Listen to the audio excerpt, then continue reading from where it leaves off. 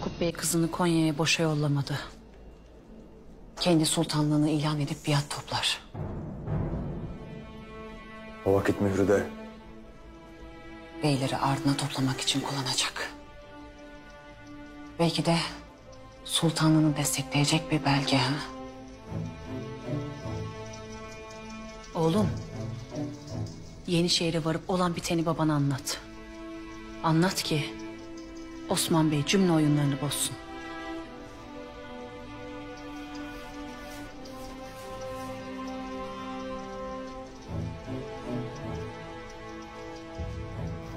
Teğmen.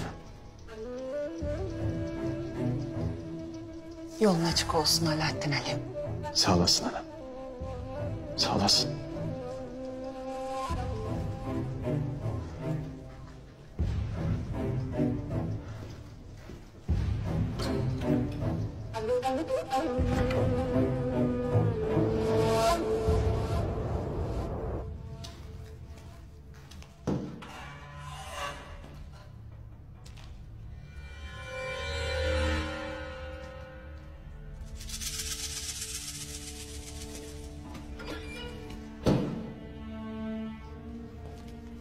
Yemek.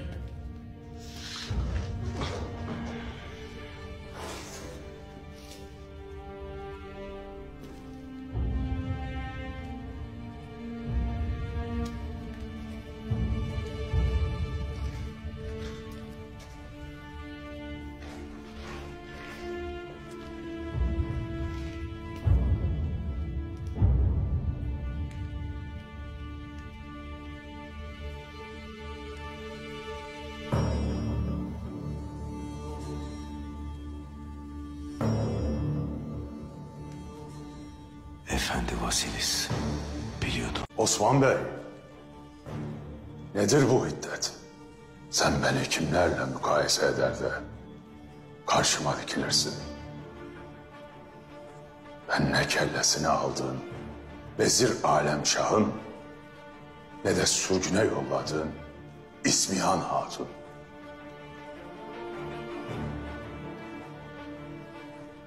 Ben buraya güç devşirmeye gelmedim.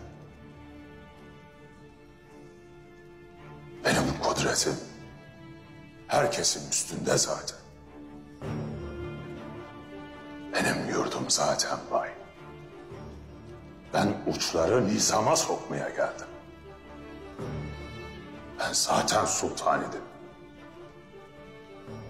Sultanlığım malumun ilanıdır. Benim sualime cevap ver. Ama cevap verirken o saydığın adları da ibret alasın. İbret değil, ders alırım. Sana fazla müsamaha göstermişler.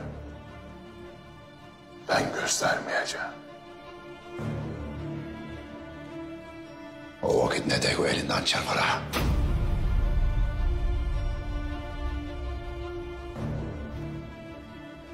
Hançer benim olaydı.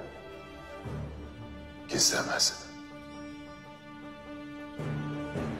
Ben senin ayıbını gizlerdim. Ne ayıbı? Benim ne ayıbım olacakmış?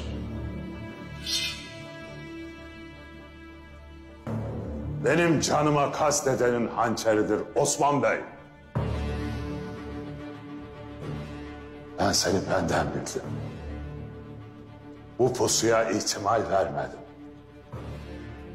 Ama sen bizi kendinden bilmedin. Şimdi bir de iftiralara mı tutunursun ha? Ne oyunundan bahsedersin? Aham kanıt. Bir iftira varsa sen yaparsın. Kim bilir hangi kafirin sözüyle bizi zigaya çekersin.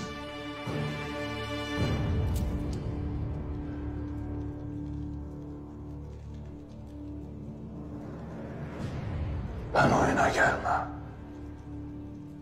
Ama sen oyuna gelmişsin bile. Hançeri koz dev getiren sensin. Ne bir de oyundan mı bahsedersin ha?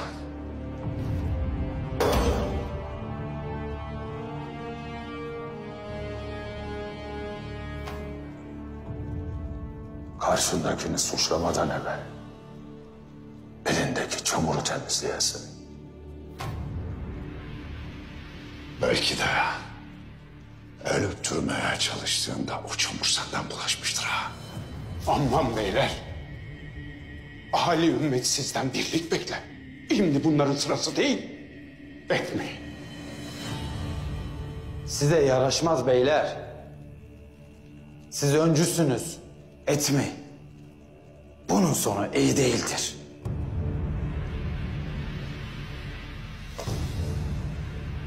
Pazarın açılışına geleceksin. Hatandan döneceksin. Cümle yurda sultanlığım ünlenecek. Sen de gelip biatını vereceksin.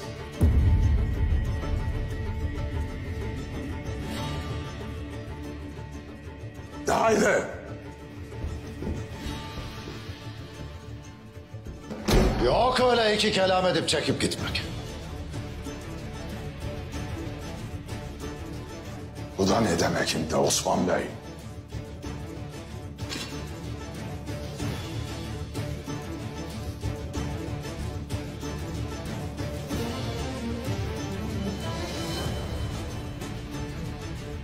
Ümmü beylerin de dediği gibi. Aramız bozuk bellenmez.